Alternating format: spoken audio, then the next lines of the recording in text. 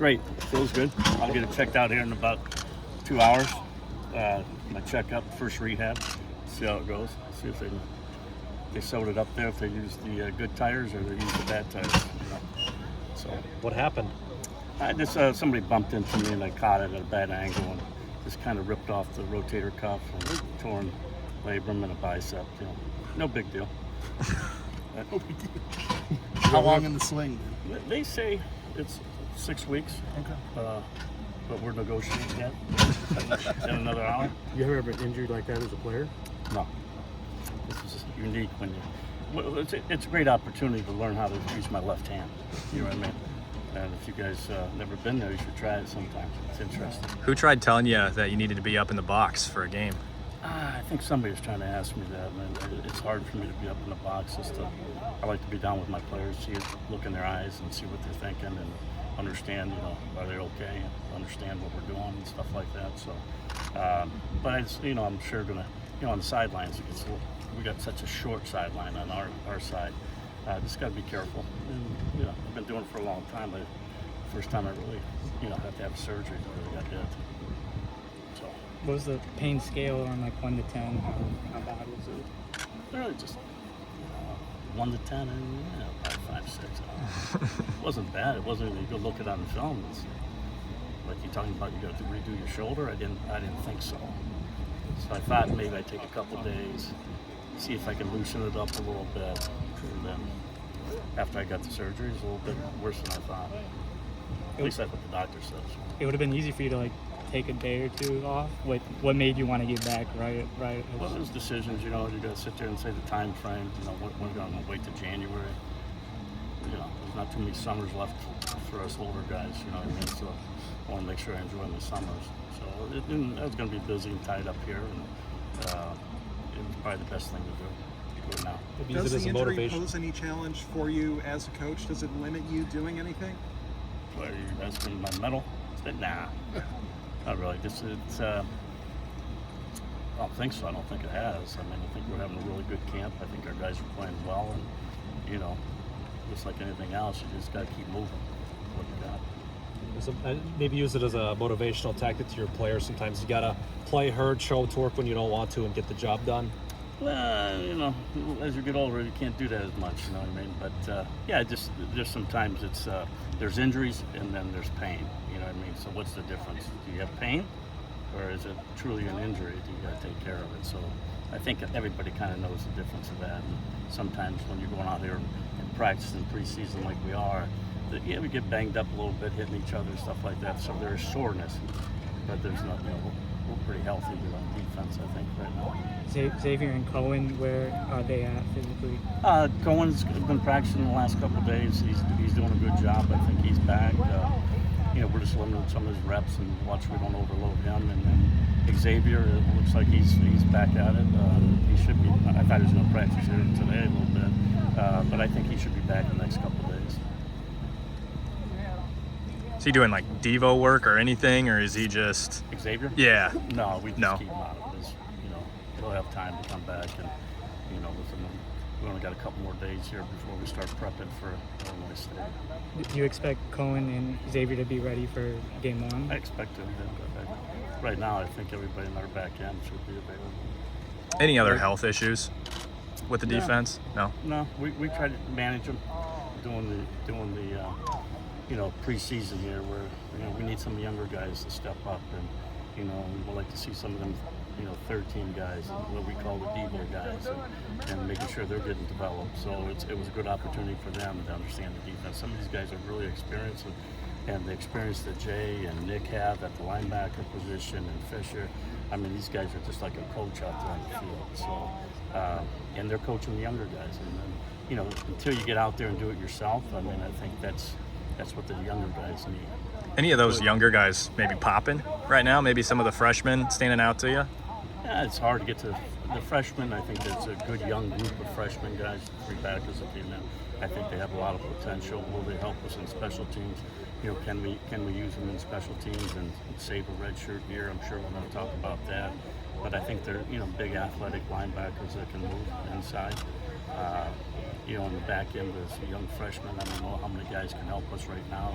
This is where we're at with our guys. And then up front, we're going to, you know, we've probably got about 6, 7 guys that we think we're comfortable. We've got to get 1 or 2 more guys to fill in there. So at least we'll have a good solid 2 deep up there too. So I think we're okay, but knock on wood, you know, you just never know what happens.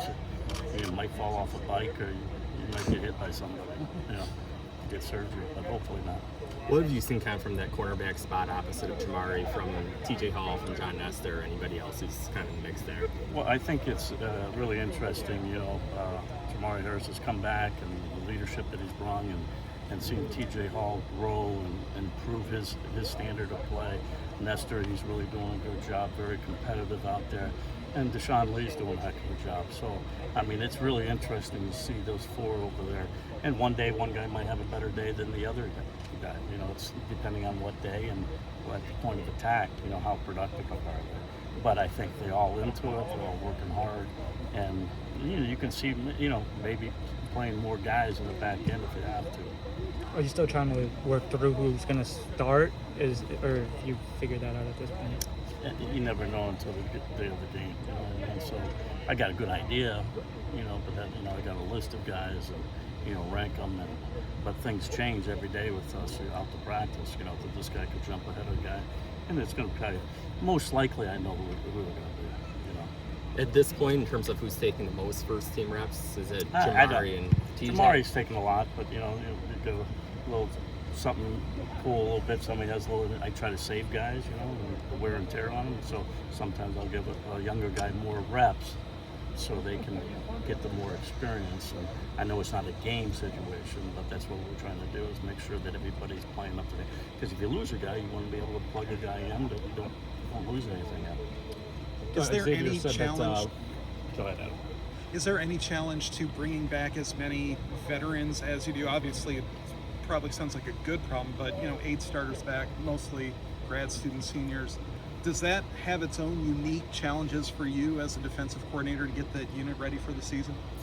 No, you know, we you know, they've talked about, the players have talked about it and have said, hey, coach, we still need some of our reps. And that was a good response from our players, that, hey, they want to get their reps in, and then, you know, we're more have to pull them out than them not getting in and wanting to do it, you know. And I think, you know, you just don't want the rust to build up or anything like that. You got to keep them fresh. It's a long season, though. You know, you got 12 games, you got a couple buys in there. So, you know, we're not playing tomorrow, so let's make sure that we have them for the whole season. John Nestor, we've heard the name Riley Moss thrown around. Do you see any parallels between those 2 guys? A little bit. Obviously, I think, you know, they're both play corner. You know, but, you know, but John's a little bit more, you know, they're both probably the same kind of personality a little bit. And you just got to calm John down a little bit at times. Hey, just relax a little bit. He's full go all the time, just like Riley was. So it's nice to have those guys. You want those guys. Just give me effort. Make sure you give me effort. I can deal with everything else. Phil, One of thing course. that's a little bit unusual from last year was just the number of turnovers you didn't quite get that you usually do. What's the emphasis been? Have you done anything different in practice to kind of emphasize that? Yeah, we did. We kind of spent some time going out and visiting some teams, and we went to Virginia Tech because they came to us a year ago. We went back there, and we took a turnover thing before practice even starts, just to kind of, you know, practice, you know, picking up a ball off the ground, you know, matching hands, poking the ball out. And I think it's really showed some things, dividends, you know, doing the preseason here, that it's causing things. Now you go back to last year, I kind of analyze it, you know, after a while when somebody starts playing against you, they might limit some of the things that they do to try to make sure they hold on to the ball. And that's the only thing I can figure out, like how come we didn't have as many opportunities, and could be some people, the way they play their offense, a little bit more safe and keep the ball instead of giving it away. It seemed like being able to, a lot of times in the past couple of years, you're playing with a lead, so a lot of teams were kind of coming at you a little bit more, being a little more aggressive. And it seemed like last year, less aggressive, I guess, in some of those play styles. Did that have any impact on that, or? You know, I didn't look at, you know, probably that much as guys didn't want to, you know, attack us in certain places, and, you know, give it easier throws, you know, more cautious with the ball. And, you know, you make turnovers, you get turnovers, and you give turnovers on offense, that's not real good. You lose the series and we gain one back. So I think that's a little bit of strategy what people try to do, because we were up there pretty high and take away the turnover margin. With Cade and Brendan facing your defense, I guess, have either of them maybe given you guys a little more trouble than the other? Any quarterback gives us trouble. Right? I mean, it's any time a guy's back there that, you know, they can move around, know the offense, get to it, and, you know, just what they're doing on offense and moving the guys around and trying to make sure that our guys don't have their eyes right in the right places and stuff like that. But I think there's a lot of good competition going on, and, you know, I think it's going to be a good challenge all the way through the whole year.